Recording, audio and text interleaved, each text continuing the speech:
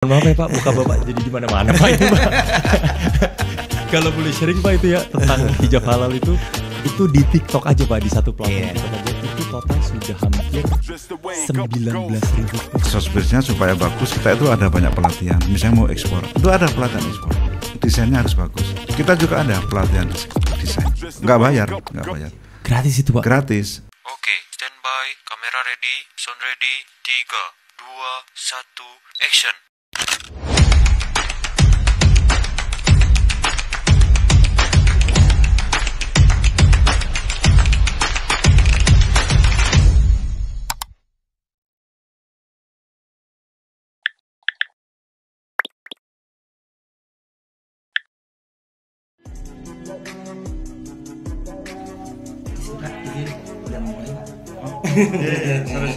Kayaknya seru banget ya Pak Busan hari ini scrolling HP. Lagi lihat apa sih Pak? Enggak, ini lihat acara launching JMFW kemarin ya. Waduh, kebetulan saya seru tuh ketemu Mas Ibnu, dulu pernah ketemu di BSI ya, pameran BSI. Oke, waduh Mas Ibnu. Kayaknya sosok yang nggak asing nih bagi saya nih.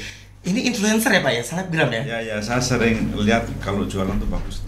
Waduh. Ya, kalau jualan bisa menginspirasi UMKM yang lain. Oke, ini kayaknya kita harus banyak ngobrol sih ya. Tapi kita buka dulu ya Pak ya. Saya izin membuka dulu acara hari ini. Oke, halo kawan niaga. Kembali lagi di studio Pegangan Podcast Perdagangan. Hari ini bersama Pak Busan pastinya ya. Yang tentunya menemani kita di sini dan banyak mau ngobrol-ngobrol. By the way Pak Busan, gimana hari ini? Banyak kesibukan? Akhirnya bisa datang ke sini ya Pak ya. Saya barusan pulang dari Bandung. Dari Bandung. Tadi kan ada expose barang penyelundupan, pakaian bekas. Okay. Nah ini harus kita lindungi ya. Jangan sampai teman-teman kita ini yang jualan pakaian, jualan baju harus bersaing dengan pakaian impor bekas. Padahal impor bekas itu kan nggak boleh. Makanya tadi kita lakukan pengawasan. Ya, ini untuk melindungi konsumen juga ya Pak. Tadi nilainya itu sampai 112 miliar. Wow, fantastis. Betul. Oke. Jadi memang intinya bagaimana kita bisa melindungi konsumen juga ya Pak Busan ya.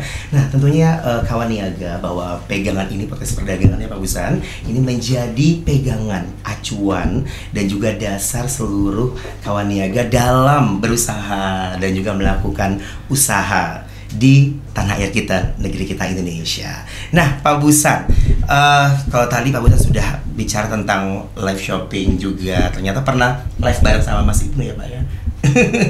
Sama Mas Ibnu ya? Di BSI ya? Iya, terus juga kemarin ketemu di JMFW launchingnya. Dan ini menjadi hal yang cukup unik ya Pak ya, bahwa Mas Ibnu ini punya brand hijab gitu ya.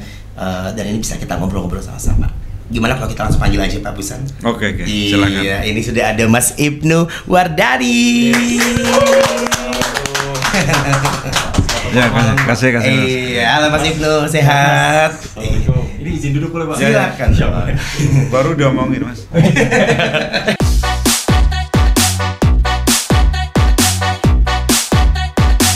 Hampir cengklang ini Pak. By the way Pak Busan, hari ini juga kita ditemenin juga sama Twinkle yang dulu ada nemenin kita Pak. Ikan cupang kita Pak. Ini jangan-jangan main cupang nih, nggak dicupang ya? Twinkle yang selalu menemani pegangan di studio ini. Oke, Mas Ibnu, apa kabar? Sehat? Baik, alhamdulillah. Ini saya agak grogi nih. Ketemu sama Pak Menteri Mendak. Podcastnya langsung nggak main-main nih. Nggak main-main. Sama beliau langsung, masya Allah, luar biasa. Banyak tentunya yang mau ditanyakan pastinya ya. Sebagai seorang entrepreneur muda gitu ya Pak Busan ya. Amin. Dan itu juga ini seorang content creator Pak Busan. Iya. Wah, followersnya udah gak ngerti lagi nih. Wah, enggak Pak, itu beli followers kali Pak. Iya. Terus juga gimana perasaannya ketemu sama Pak Mendak hari ini? Sebenarnya ini boleh jujur ya, ini podcast pertama saya dalam 2 atau 3 tahun Pak. Saya jadi tuh sekitar 2021 terakhir tuh saya terakhir ikut podcast. Terus habis 2021 banyak diundang, 2021 atau 2022 gitu saya lupa. Banyak diundang podcast segala macam, saya belum mau menerimanya. Begitu Bapak mengundang gitu kan, sama kementerian mengundang, wah ini tidak bisa ditolak ini. Ini tidak bisa ditolak. Langsung, jadi ini suatu kehormatan sekali Pak. Jadi terima kasih sudah mengundang saya. Semoga saya bisa memberikan atau men-sharing ilmu yang bisa berguna atau bermanfaat bagi teman-teman yang lagi nonton juga. Amin. Gitu, kesempatan emas ya Pak Busan ya, bisa ketemu Bapak Mendak gitu ya. Luar biasa bisa sekali. Ngobrol langsung, tanya langsung. Itu program dia. apa aja bisa diikutin ya gak sih? Itu dia. Susah soalnya ketemu Mas Ibnu. Wah, Kebalik Pak ini Pak sebenarnya Pak. susah tuh sama Pak Mendak gitu ya. Iya, itu Pak, itu kebalik Pak. Sibuk Pak sama. Masya Allah. By the way nih Pak Busan, apa sih yang mau ditanyakan nih sama Mas Ibnu terkait dengan e-commerce dan juga platform? Mungkin strateginya ya Pak ya, karena kita tahu bahwa saat ini platform online tuh banyak banget, dan mungkin Mas Ibnu sebagai pelaku usaha langsung ya Pak Busan ya, dan ini bisa menjadi contoh untuk seluruh kawan niaga yang mungkin ingin berusaha. Ya. Itu kira-kira strategi pemasaran apa sih yang perlu dilakukan dengan mengikuti perkembangan zaman tentunya saat ini yang luar biasa, udah banyak banget ya Pak ya, udah banyak banget. Sebenarnya sih bukan ini strategi ya, tapi yang pasti sih harusnya menurut saya Pak harus melek digital ya, karena uang itu tuh ada di mana-mana gitu, dan uang itu tuh bisa dicarinya, bisa dicari dan di mana-mana. Kalau dibilang pakai modalnya satu handphone aja. Jadi kalau misalnya kalian nanya aku nggak punya modal, kalian udah nonton ini aja sebenarnya kalian udah punya modal gitu. Dengan satu handphone kalian bisa ngasihin nggak cuma jutaan, nggak cuma puluhan juta menurut saya Pak, tapi bisa miliaran, bahkan puluhan miliar sih gitu. Jadi melek digital itu menurut saya strategi paling penting sih Mas gitu. Oke, melek digital, bagaimana bisa bertransformasi gitu ya Pak.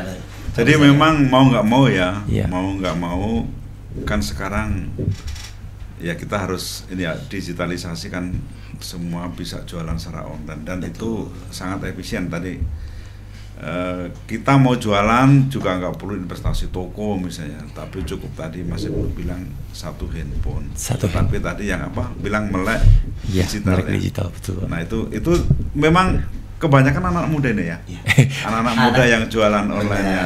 Ya. Yang memproduksi nggak mudah nggak apa-apa, tapi yang jualan yang mudah. Iya betul Pak. Istilahnya mah ini udah jadi sales digital gitu kali ya Pak ya, sales digital ya. Bahwa kan emang di dunia yang digital seperti ini juga opportunity itu banyak dan ada di mana-mana ya. Jadi nggak cuman let's say jadi content creator, dapat endorsement segala macam, menghasilkan puluhan atau ratusan juta, tapi buat teman-teman atau ibu-ibu, bapak-bapak yang lagi nonton juga tuh dengan melek biasanya yang udah saya lakukan gitu, misalnya live shopping kita bilangnya Pak gitu, live shopping itu tuh bisa dilakukan dari mana aja gitu, nggak harus rumahnya bagus gitu, yang penting punya handphone, punya internet, udah selesai. Ambil produk dari mana Mas Ibnu? Ada produk terjual di mana-mana, terbuka linknya gitu, dan setiap produk yang dijual di platform itu pasti punya link komisi Pak gitu, sudah ada link komisinya, jadi udah tahu misalnya kayak kita jualan sampo dapat komisinya 5% nih, ya udah gitu. Setiap 5.000 dapat 250 perak. Iya. Itu live shopping itu bagus ya. Itu bisa menjembatani antara penjual dan pembeli. Artinya begini, karena kalau di online itu kadang orang ragu, barangnya bagus nggak sih, bener nggak. Nah, live shopping itu kan mereview ya, mereview udah kayak gini loh barangnya begini. Nah itu bagus itu. Artinya apa? Artinya ya tidak mesti harus ngecek dulu gitu ya. Tapi saya yakin kayak Mas Ibnu kan bisa mendeskripsikan produk dengan bagus, menjelaskan dengan bagus, dan ya semua percaya ya. Ya semua percaya bahwa produknya itu memang benar. Nah dulu kan problemnya adalah kadang-kadang yang barang yang dilihat dengan yang dikirim beda. Tapi sekarang saya pikir sudah mulai nggak ada ya. Artinya karena memang ya sudah, karena kita harus ikut online kan gitu kan. Sekarang udah nggak ada cara yang lebih mudah selain online itu. Tapi menarik sih Pak yang tadi Bapak bilang juga sih, bahwa bener Pak, zaman dulu tuh kalau misalnya kita lagi mau beli online gitu-gitu kan, bener Pak, kayak takut nggak sama gitu ya Pak. Nah sedangkan kalau dengan adanya live shopping kan mereka sendiri atau saya sendiri kan yang unboxing di depannya gitu Pak, kita pegang, kita liatin gitu. Jadi emang ya bener sih Pak, ada experience tambahan lagi buat kepada calon-calon pembeli juga sih Pak gitu. Jadi trustnya juga jadi meningkat juga kan, seperti itu. Dan kalau tiba-tiba misalnya let's say nih saya produknya nggak sesuai, kan bisa marahin saya lagi pas saya live lagi kan Pak ya. Dan Mas Ibnu itu nggak bisa lari, nggak bisa lari kan, jadi udah ketahuan. Makanya nggak mungkin juga Mas Ibnu tuh macam-macam gitu ketika jualan. Nah itu tuh bagus, Jadi apa ya, image-nya jadi bagus dan bisa dipercaya walaupun hanya online gitu ya, tidak ketemu langsung. Betul. Jadi bisa dibilang ya Pak Busan ya, Mas Ibnu juga ya. Jadi pada saat kayak Mas Ibnu ini sebagai influencer, terus mempunyai produk, terus bisa live shopping, itu bisa dibilang lebih mudah untuk bisa membranding sebuah produknya gitu ya Pak Busan ya. Betul. Nah, by the way nih Pak Busan, kalau tadi cerita tentang strateginya, kira-kira manfaat dari strategi yang sudah terimplementasikan itu seperti apa ya Pak Busan ya? Apakah itu mempunyai dampak yang cukup bagus untuk produk yang Mas Ibnu punya? Jujur dampaknya sangat luar biasa ya, karena dengan adanya live shopping, melek digital segala macam, kita kan dengan kita melek digital itu kita tidak hanya selling out ya Pak, kalau kata orang mah jualan gitu ya, nggak cuma jualan aja, tapi kita bisa nge-reach engagement juga dengan satu produk kita sendiri gitu. Kita bisa meningkatkan awareness produk kita sendiri, nggak cuman awareness, kita juga bisa langsung conversion to sales ya, bisa langsung ke jualan juga. Jadi dengan kita melek digital itu kayak kalau kita punya suatu brand tuh menurut saya kayak kita hemat miliaran sih Pak gitu ya Pak, kalau dengan kita melek digital ya gitu. Karena seperti yang teman-teman tonton ini juga, bahwa semuanya ini hanya dimulai dengan handphone gitu. Dengan handphone, naikkan personal branding diri sendiri, terus buat produknya yang emang benar-benar sesuai, ataupun kita bisa jual produk orang lain juga tapi sesuai dengan kita juga. Jadi kita bisa mempunyai kedua hal sih, baik itu engagement maupun conversion to sales-nya juga, jadi bisa selling out juga gitu. Ini kan memang lagi transformasi ya, dari offline ke online gitu ya. Jadi kita bukannya ingin meninggalkan offline ya, kan offline juga masih banyak, tetapi bagaimana mengkombinasikan keduanya. Makanya kita ada konsep hybrid atau omnichannel. Ya, ketika dia secara fisik ada, tokonya ada, kan juga bisa online juga kan. Betul. Ya, bisa live shopping dari tokonya. Bahkan sekarang di pasar rakyat Mas, pasar tradisional itu mereka juga tidak hanya offline, tapi mereka juga jualan online sekarang. Di pasar tradisional. Jadi kalau Mas Ibnu lihat pasar tradisional itu kelihatannya kok sepi, tapi sebenarnya transaksinya jalan. Kami sudah ngecek beberapa, karena memang kami punya program tata laksana untuk pasar rakyat. Dan udah kami cek kemarin di Bali juga begitu. Jadi rupanya sudah banyak juga Pak yang beli secara online. Tapi saya sepakat sih Pak, karena ada beberapa rekan saya Pak, rekan live shopping juga, itu jualannya itu emang produk sembako Pak. Produk sembako kayak let's say kopi 1 kardus gitu mie 2 kardus gitu. Itu semua udah online semua.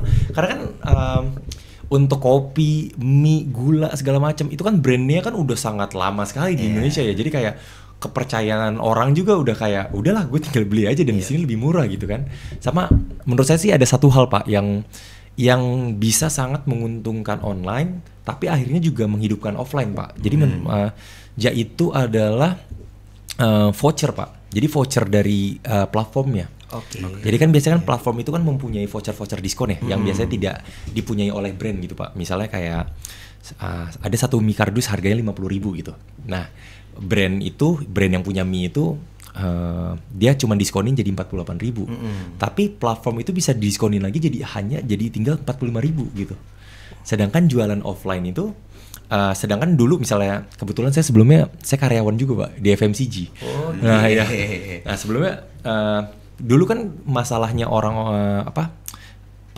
toko-toko dari GT itu tersebut, pemilik-pemilik toko itu tersebut, masalahnya itu adalah mereka ini kan kesusahan ya mencari orang pertama ya, mencari orang pertama yang paling murah nih gitu kan Pak, sederhana gitu kan, toko kelontongannya Pak gitu ya, mencari pertama. Nah kalau sekarang itu mereka mudah Pak, mereka udah pasti harganya terbaik gitu kan, mereka tinggal ambil ya, aku jual tapi harganya kompetitif gitu. Apalagi nun sewu Pak, atau mohon maaf Pak, kan kita bersaing dengan minimarket yang udah merajalela di Indonesia, kan pasti jelas mereka kalah kan kalau misalnya minimarket itu langsung dari brand langsung dapat kan. Tapi dengan adanya offline ini menurut saya kompetitifnya juga jadi lebih naik sih Pak. Jadi merekanya bisa bersaing harga yang sebelumnya mereka tidak bisa bersaing harga sedikit pun gitu sih Pak. Menurut saya jadi kayak ini menguntungkan sekali sih gitu. Terutama pedagang-pedagang gitu, UMKM. Berarti bisa dibilang hybrid ya Pak Busan ya. Ini offline juga, online juga, ada fisiknya, tapi ternyata walaupun tidak ada pengunjung, ternyata tetap muter ya, gitu jadi kadang-kadang kan juga ada juga yang gini ya, pengen orang tetap ngeliat secara fisik, ya silakan saja kan, itu hak konsumen ya. Betul. Terus ketika pergi ke toko ngelihat secara fisik, oh bener barangnya bagus, ya bisa aja beli dari toko itu secara online misalnya untuk repeat ordernya misalnya begitu. Jadi sebenarnya banyak kemudahan-kemudahan ya. Kalau datang ke toko misalnya perlu transport dan segala macam ya. Jadi itu biayanya menjadi berkurang. Makanya kita dorong offline ini juga mengerjakan online, Mas. Jadi hybrid gitu. Betul Pak, betul. Karena emang sebenarnya bukan berarti toko offline itu tidak penting ya. Karena saya sepakat banget Pak bahwa toko offline itu selamanya tetap akan ada dan selamanya penting gitu. Betul. Karena trustnya konsumen itu semuanya kan pasti dari offline dulu.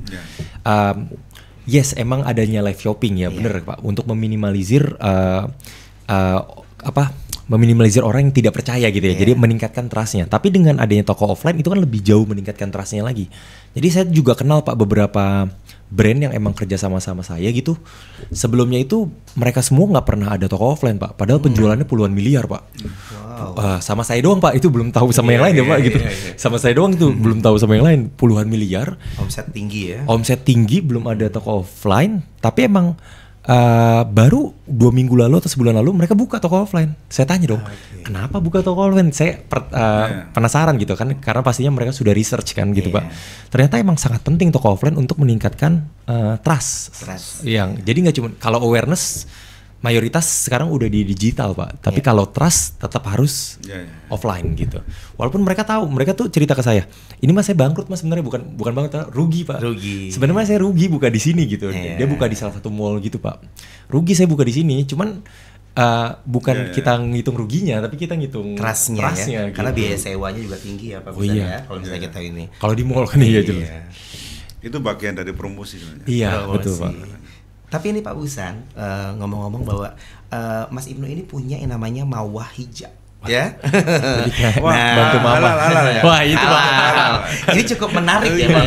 Cukup menarik ini. Bisa diceritain nggak? Iya. Pak, mohon maaf ya Pak, muka Bapak jadi di mana-mana Pak itu Pak. Kalau boleh sharing Pak itu ya tentang hijab halal itu di TikTok aja Pak, di satu platform TikTok aja itu total sudah hampir 19.000 post Pak. Mengenai hijab halal Pak. Itu muka Bapak udah di mana-mana tuh Pak. Yang saya salaman sama Bapak itu Pak, mohon maaf banget tuh Pak. Viral ya langsung ya, langsung naik ya. Mohon maaf banget Pak itu. Jadi ke bawah nih gitu. Yes, itu saya sebenarnya karena kan saya seorang Pak? Saya punya mimpi tuh salah satunya adalah bantu wujudin mimpi ibu saya Pak. Dan ibu saya itu punya mimpi emang mau jualan hijab, sesederhana itu Pak. Tapi saat beliau ini mau jualan hijab pertama kali, saya tanya, Mah, hijab mama tuh jangan cuman murah kayak atau jangan cuman bagus aja, apa nih USP-nya atau maksudnya unique selling point-nya gitu Pak, apa yang menarik gitu. Terus akhirnya kita research Pak, kita kayak sebelumnya kita baca-baca apa nih yang bisa lebih menarik nih di hijab-hijab ini. Terus ternyata kita ketemu bahwa ada, kalau nggak salah Pak, saya Pak ada peraturan Pak dari Kementerian Agama itu tahun KMA 748 Pak, kalau nggak salah tahun 2021 itu memutuskan bahwa semua produk guna maupun produk makanan dan produk guna itu harus halal Pak, harus bersertifikat halal yang tertera di dalam peraturan itu. Dan salah satunya ada hijab Pak, gitu. Nah akhirnya Pak saya memutuskan. Saya cari Pak, sempat saya cari apakah sudah ada hijab halal atau belum. Saya searching biasanya di e-commerce segala macam. Kayak nggak ada deh yang pernah nunjukin sudah bersertifikat halal gitu kan. Akhirnya udah kita buat hal itu Pak gitu, karena berdasarkan ini peraturan ini akan berlaku nih sebentar lagi gitu. Kalau nggak salah saya tuh maksimal itu semua produk guna itu wajib diterapkan itu tahun 2026 Pak. Wow, sebentar lagi ya. Sebentar lagi. Tahun 2026 semua produk guna gitu. Baik itu ada topi, ada baju, ada shawl, gitu-gitu, itu semuanya wajib halal ya, wajib bersertifikat halal. Jadi ya why not Pak, kita mulai dari sekarang gitu. Akhirnya saya sebenarnya udah dari tahun lalu Pak ngurus sertifikat halal ya gitu. Ala hijab mama baru di launching Februari Pak. Baru Februari. Terus kita coba urus Pak, karena kan sekarang kan sudah ada badan penjamin halal ya Pak, BPJPH itu sendiri. Jadi kita coba ajuin dan ternyata saat kita ngajuin, wow, prosesnya itu nggak main-main Pak. Jadi panjang sekali. Jadi mungkin orang-orang di sini yang pada nonton juga pada mengira gitu bahwa oh ya kalau halal mah ya orang hijab gua nggak mengandung minyak babi. Nah kebanyakan kayak gitu ya Pak ya. Gitu ya, Pak, ya. Kebanyakan kayak gitu ya Pak. Nah sedangkan sangat panjang Pak untuk bisa mendapatkan sertifikat halal gitu. Pertama dari pabriknya, dari kain mentahnya saja itu pabriknya sendiri harus sudah mempunyai sertifikasi halal. Kalau pabriknya tidak bisa mempunyai sertifikat halal itu udah pasti close, udah pasti nggak bisa tuh jualan hijab halal.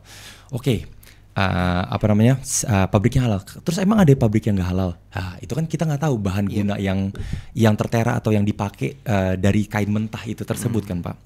Nah sehabis dari pabriknya dikirimlah ke penjahit. Nah ini di penjahit juga ada hal yang unik lagi Pak. Saat lagi ngejahit itu tidak boleh ada hewan sedikit pun di dalam ruangan itu Pak. Nggak boleh ada. Sesteril itu ya? Sesteril itu nggak boleh ada anjing, nggak boleh ada kucing segala macam. Karena kalau ada gagal lagi halal ya Pak gitu. Jadi panjang banget Pak. Jadi gagal lagi halal. Terus saya rasa itu doang kan. Oh enggak deh. Ternyata ada lagi Pak. Name tag Pak. Ada tag. Kan biasa ada tag gitu ya Pak. Nah biasa kan kalau misal Bapak kemarin tuh saya lihat Bapak keren banget pakai jaket gitu. Jaket lokal brand gitu Pak.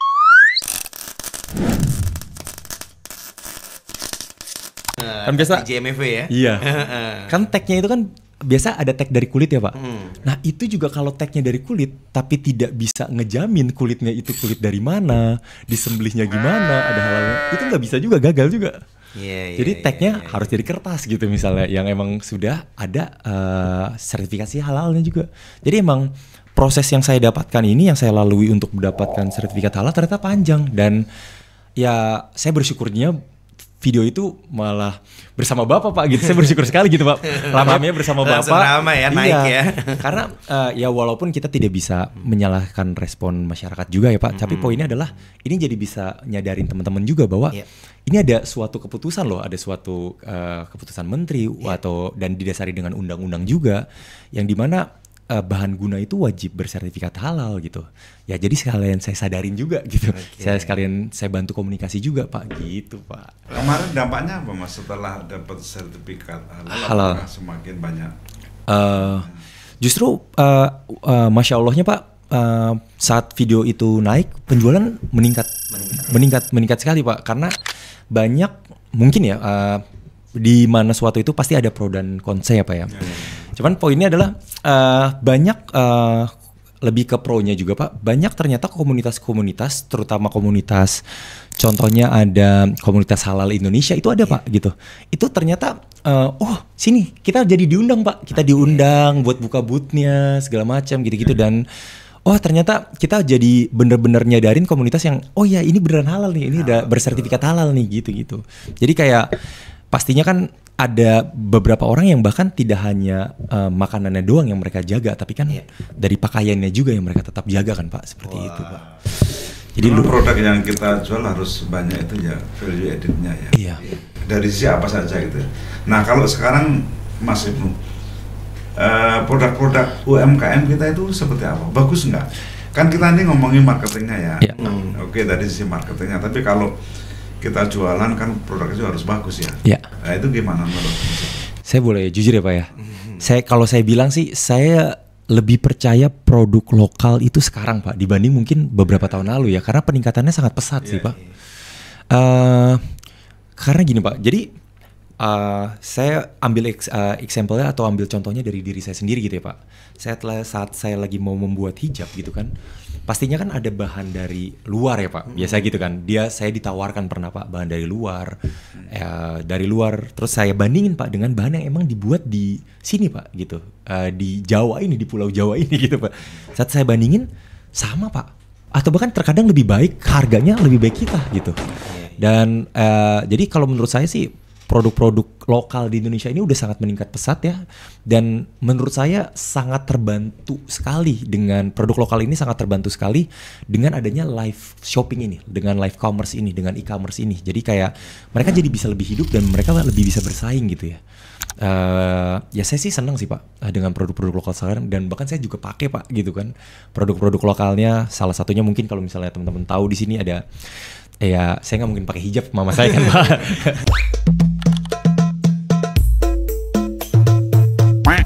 contohnya ada kaos polos gitu kan Pak, kaos polos ya. Saya nggak bisa nyebutin brandnya.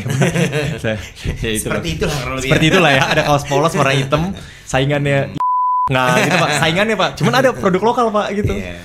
Itu oke banget Pak. Saya pegang kualitasnya, wah saya mendingan beli ini gitu. Tapi memang benar ya, produk kita tuh bagus-bagus. Itu kayak program UMKM bisa ekspor itu kan UMKM semua itu. Dan itu mereka nggak pernah ketemu sama buyer.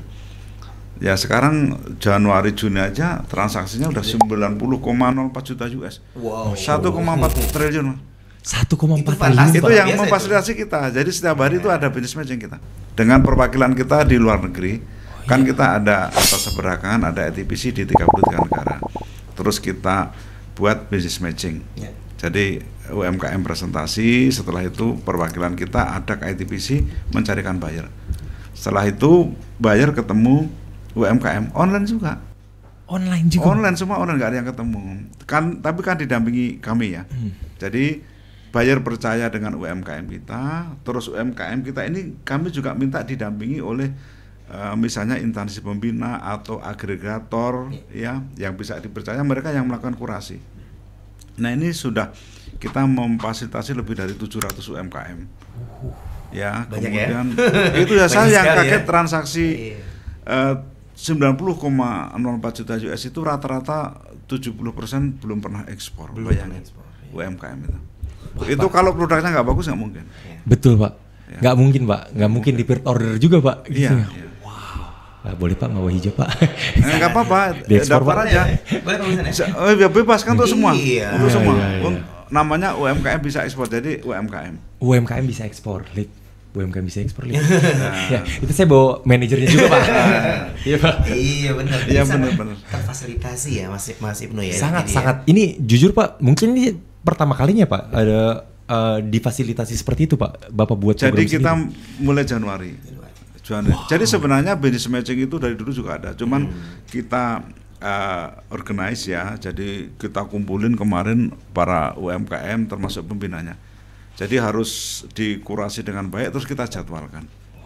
Jadi setiap hari itu terjadwal. Mungkin nanti Mas Ibnu kalau ikut ya terpaksa harus ngantri. Karena udah banyak yang ikut. Nggak apa-apa Pak, saya ngantri aja Pak. Iya. Masa ada jalur fast track Pak, kan nggak mungkin Pak. Jadi bisa dibilang sekarang intens ya Pak ya. Untuk business matchingnya lebih intens. Dan jadi peningkatannya juga jauh signifikan sekali ya Pak ya. Begitu. Ini keren banget sih. Iya kan? Ini dari angkanya aja, mungkin angkanya masih selalu growing ya Pak, selalu meningkat. Selalu meningkat. Saya tadi bayanginnya dulu cuman begini ya. UMKM itu kalau ketemu buyer, saya mau ekspor nih ya. Ketemu buyer aja kan sudah seneng ya. Oh ini ada buyer yang mau dengerin gitu. Saya mikirnya cuma gitu. Biar UMKM pede dulu. Nggak taunya buyernya itu begitu ngeliat produk senang. Ini berapa kali kita melakukan pelepasan ekspor Mas. Pelepasan ekspor dari program ini. Saya lihat sih Pak di IG Bapak Pak. Iya, itu gara-gara business matching. Oh, yang Bapak lagi tutup kontainer itu kan Pak? Iya. Itu saya lihat sih Pak. Yang baru pertama ekspor. Kemarin terakhir di mana, di Batam ya Pak ya, kemarinnya sempat ya pelepasan ekspor. Terus di beberapa daerah juga. Ya, di Batam itu, kalau di Batam kebetulan memang sudah sering ekspor ya. Tapi kalau yang ada beberapa di Bali segala macam itu UMKM gitu. Jadi kita itu bikin program ini juga namanya Desa Ekspor. Oh, desa di mana Pak? Jadi di seluruh Indonesia kita identifikasi desa-desa mana yang mempunyai komoditas untuk bisa ekspor. Produk kita itu banyak ya. Produk kita banyak. Bagaimana kita standarisasi untuk bisa ekspor? Tidak hanya ekspor sebenarnya. Pasar kita kan dua ya, dalam negeri, luar negeri. Yang luar negeri tadi ekspor, yang di dalam negeri kita ini kerjasama dengan retail modern. Jadi bagaimana memfasilitasi UMKM ini bisa berjualan di retail modern. Kemarin waktu hari retail modern Indonesia ya, kami ada acara itu, kami nanya pemilik retail modern ya, sekarang itu beliau bilang sudah 80% produk lokal itu masuk ke retail. Wow. Terutama produk makanan. Iya, makanan sih Iya. jadi enak-enak semua Pak. Iya. Terutama mie kering itu. Itu kalau nggak Suka produknya ya. bagus, nggak berkualitas, nggak mungkin bisa masuk. Iya. Jadi kita dorong seperti itu. Nah makanya ini yang online segala macam kita dorong. Sebenarnya kalau business matching tadi kan juga konsep jualan online. Iya. Ya kan baik. Iya, cuman bedanya lebih gede aja Ya gitu. gede, pembelinya kebetulan importer di luar Iya. negeri gitu aja. Go global. Hampir sama. Oke. Oh. Bedanya cuman yang satu bayar pembelinya di luar negeri, yang satu pembelinya di dalam negeri. Tapi yang penting kementerian ini bener-bener ini Pak, ngebantu ngerapihin segala macam gitu-gitunya Pak. Memfasilitasi. Iya ya, Iya. memang kita sengaja. Jadi kita kerjasama dengan para pembina UMKM tadi. Ini bapak-bapak yang pembina UMKM tolong mengkurasi produknya. Karena kalau kami yang mengkurasi juga waktunya nggak cukup.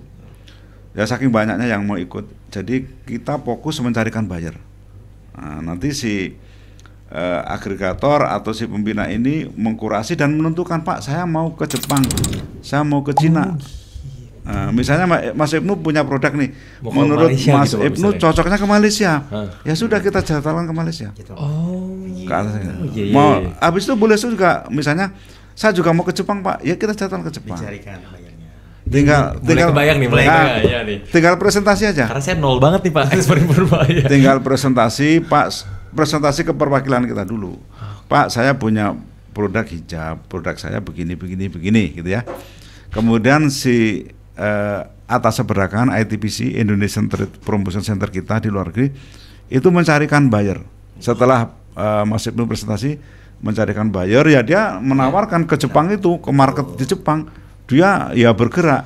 Setelah dapat buyer, kayaknya dia tertarik, Mas Ibnu diundang lagi, coba presentasi langsung ke orang Jepang ini. Dan kita bisa memfasilitasi, misalnya kan ada yang bahasa Arab, bahasa Cina, bahasa Jepang, nanti diterjemahin sama staf kita. Jadi Luar biasa. nggak usah khawatir mengenai itu ya. Semua akan diterjemahkan kalau pakai bahasa-bahasa yang kita mungkin nggak familiar gitu ya. Bisa Nah, harap sih Pak. itu terus terjadi business matching tadi ketemu antara buyer dengan UMKM secara online. Nah itu banyak yang sudah langsung transaksi Di situ Pak. di situ, Luar biasa. di situ. Ya itu tadi nilainya sampai segitu.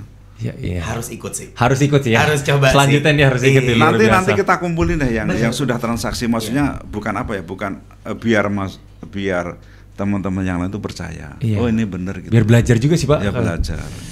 Ini harus diundang lagi ke sini ya Pak ya. Harus banyak ngobrol lagi nih sama Pak Busan ya, Iya, sama iya, Mendak Pak. ya.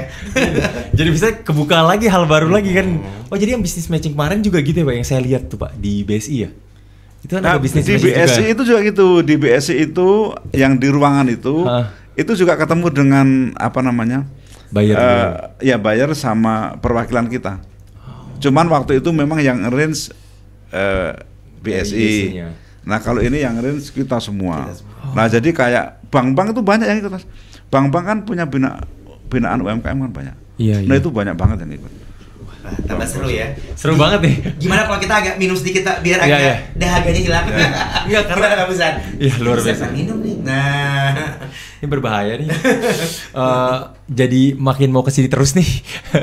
ini namanya dapat insight dari Pak Mendak ya. Iya, ini luar biasa sekali sih, Pak. Saya punya insight-insight yang luar biasa Ya, sekali sih Pak. Itu Terus bisa ekspor. nanti tanggal 15 sampai 19 Oktober kita ada pameran tahunan ya Trade Expo Indonesia di ISBSD. Itu yang perwakilan kita tadi ya membawa buyer ke Indonesia. Nah sekarang sudah konfirmasi sekitar 2.000 buyer yang akan datang. Wow, 2.000 2.000 buyer buyer yang dibawa oleh perwakilan tadi. dari berbagai negara ya Pak Busan ya. Ya, jadi kita tidak hanya online, tapi juga offline. Kopi darat. Kopi darat. Kopdar. Kopdar. Jadi ketemu para UMKM yang Ini kopdarnya sangat-sangat produktif Sangat ya. produktif. Sangat produktif Iya. kopdarnya. Luar Dan biasa. menghasilkan gitu Iya, ya. saya juga izin Pak, mau join juga Pak kalau gitu Pak. silakan ikut di pameran itu. Iya, siap Pak. Apalagi Mawar Hijab udah menjadi hijab halal ya Pak ya. Ya. Ini sangat menarik dan brandingnya juga cukup kuat ini. Amin, Itu kan banyak WNI kita ya, diaspora kita di luar negeri. Iya. Malaysia, Taiwan, Hong Taiwan, Kong, betul. itu banyak. Iya sih. Wah, jadi nggak sabar Jangan Pak. sia-siakan ini. Ya emang ini nih. Jangan Kesempatan sia-siakan. emas ini. Tenang, udah dicatat di sini. Udah dicatat langsung ya. By the way nih Pak Busan, kita juga pengen tahu ya, Mas Ibnu ini sebagai content creator dan juga sebagai entrepreneur muda gitu ya, tips and triknya gitu dalam Mas Ibnu menjalankan UMKM bisa melakukan transformasi terhadap bisnisnya agar sesuai perkembangan zaman itu seperti apa sih? Kita juga pengen tahu ya Pak Busan ya. Wah, kalau itu sih saya tuh punya satu pandangan sih Pak terhadap saat saya pertama kali mulai di dunia entertainment ini Pak, di dunia content creator ini. Saya tuh merasa kayak gini, bahwa jika ingin digital yang berkembang, kita bilang ya, mau itu brand kayak, mau itu personal branding segala macam, itu satu hal yang harus kita pegang, yaitu upload setiap hari. Menurut saya kayak gitu. Kenapa harus upload setiap hari? Manfaatnya banyak Pak, upload setiap hari itu. Yang pertama, dengan kita upload setiap hari, yes pastinya kita lebih bisa mengenal dan analisa video mana yang audiens kita itu lebih tertarik gitu. Dengan kita upload setiap hari, itu satu hal di situ. Nah, buat teman-teman yang lagi nonton juga, dengan kalian ngupload setiap hari, kalian juga melatih editnya kalian. Jadi ngeditnya jadi lebih cepat. Kalian juga melatih ngomong di depan kameranya gimana. Kalian juga melatih itu dengan kalian ngupload setiap hari gitu.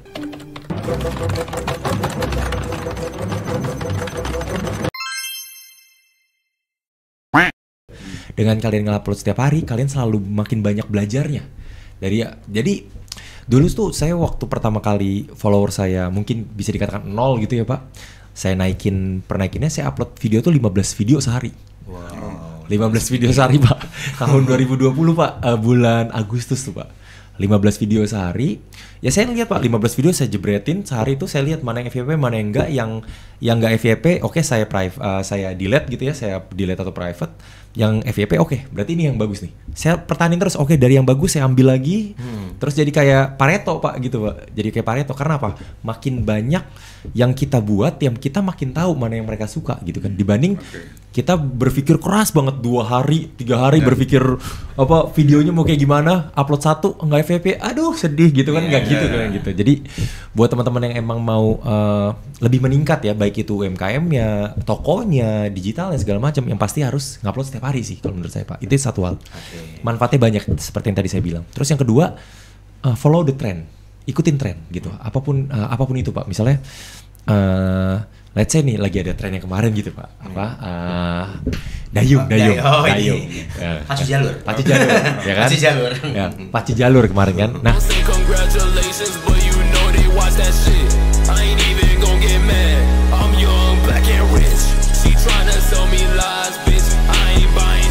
nah, itu tinggal follow the trend aja udah pasti kan orang jadi ngikut gitu kan. Jadi upload setiap hari, follow the trend. Udah segampang.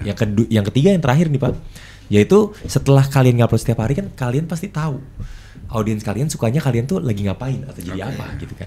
Nah itulah personal branding yang ketiga. Pertahanin hal itunya gitu. Berarti konsistensi ya.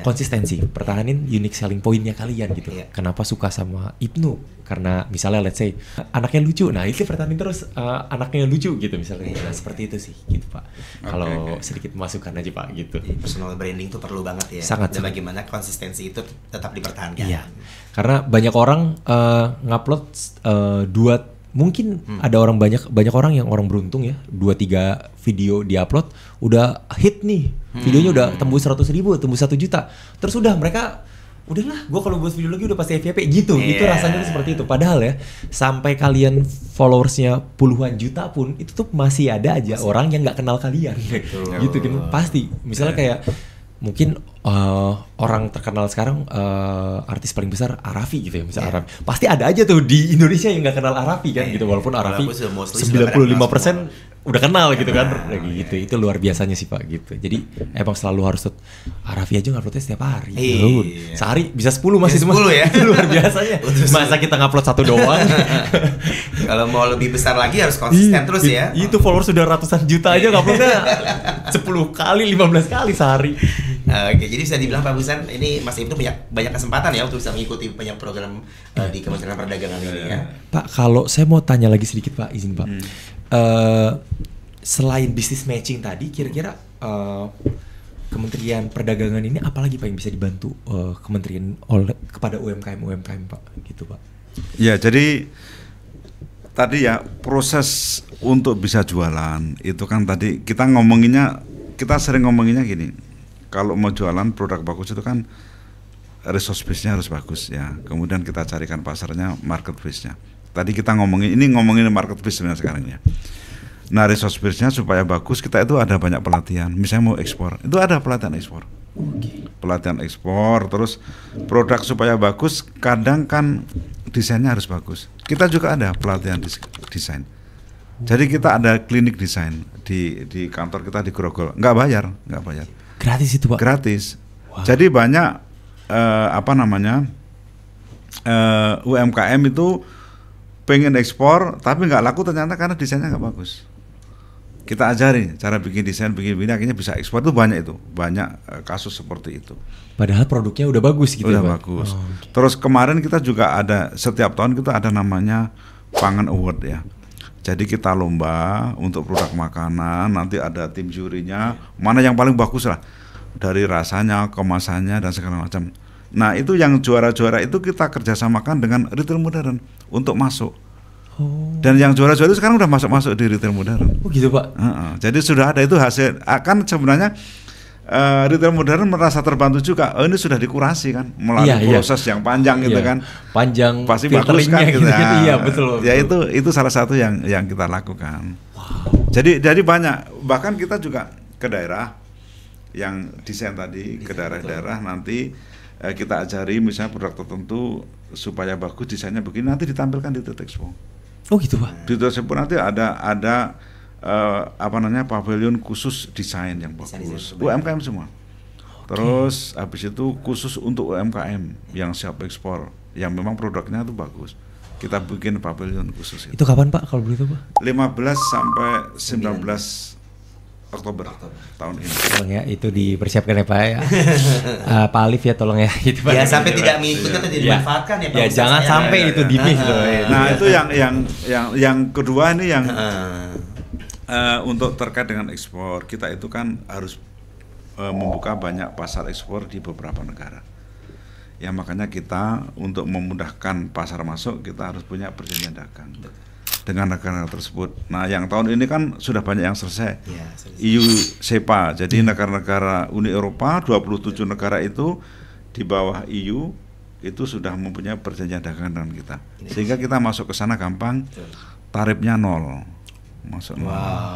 Terus kita dengan IAIU, dengan Eurasia, dengan Rusia dan sekitarnya juga udah selesai. Dengan Indonesia, Kanada, SEPA sudah selesai. Tahun ini udah selesai. Ya, terus dengan Amerika kita kan tarifnya bagus 19% ya. Kalau lainnya kan di atas. Peru tanggal 11 kemarin kami tanda tangan. Jadi itu salah satu cara bagaimana produk-produk kita itu bisa masuk ke berbagai negara. Itu kita dengan IUCP aja Mas, perundingan itu 10 tahun. 10 tahun Pak? Ya, karena mereka kan 27 negara pasti kan konsultasinya lama ya gini-gini. Tapi kemarin dengan Peru 14 bulan selesai. 14 bulan selesai, betul. Luar biasa. Gitu. Jadi itu salah satu yang terus kita lakukan diplomasi kita untuk memasukkan atau memasarkan produk-produk kita ke luar negeri. Betul. Berarti gitu.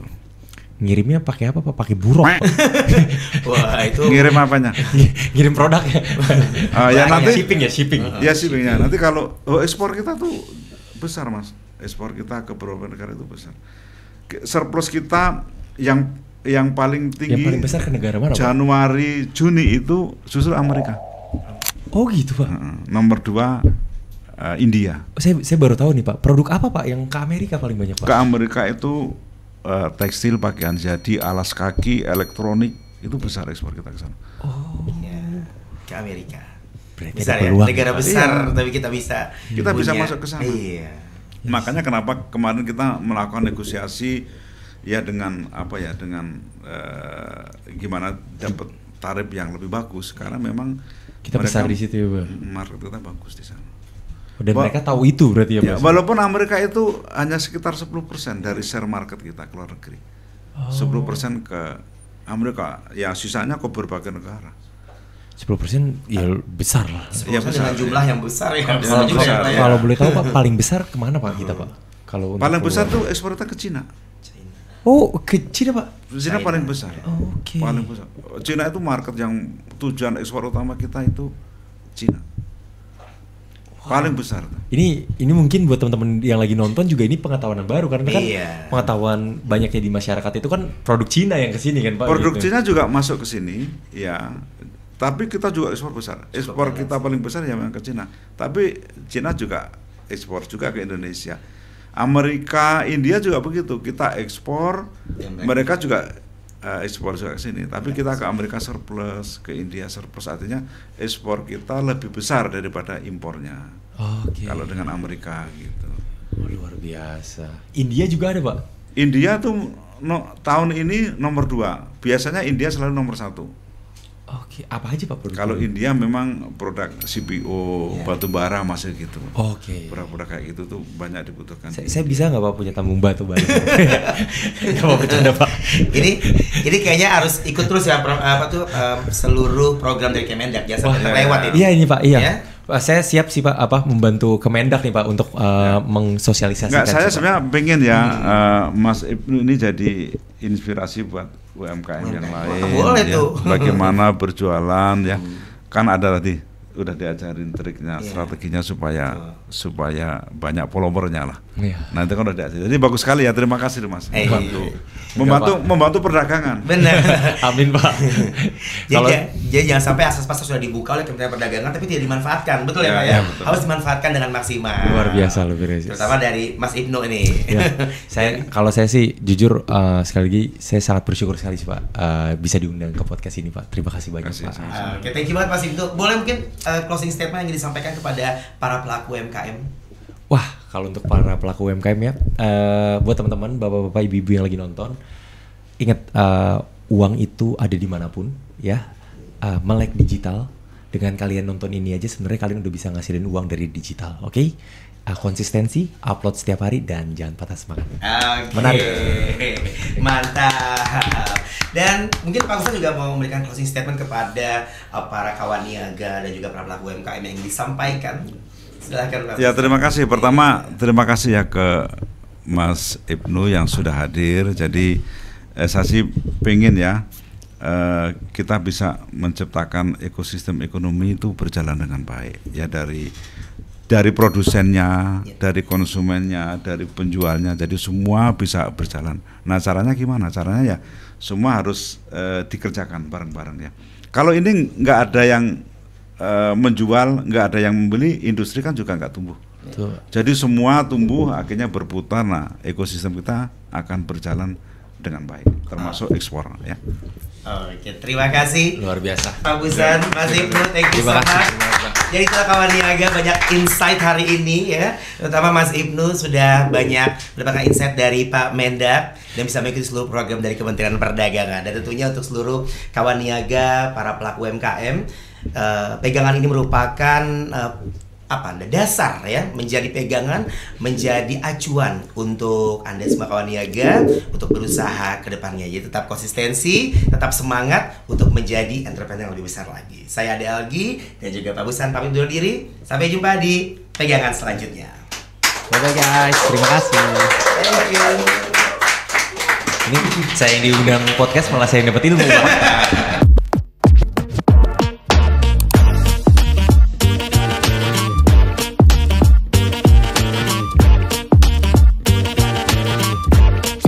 Just the way it goes.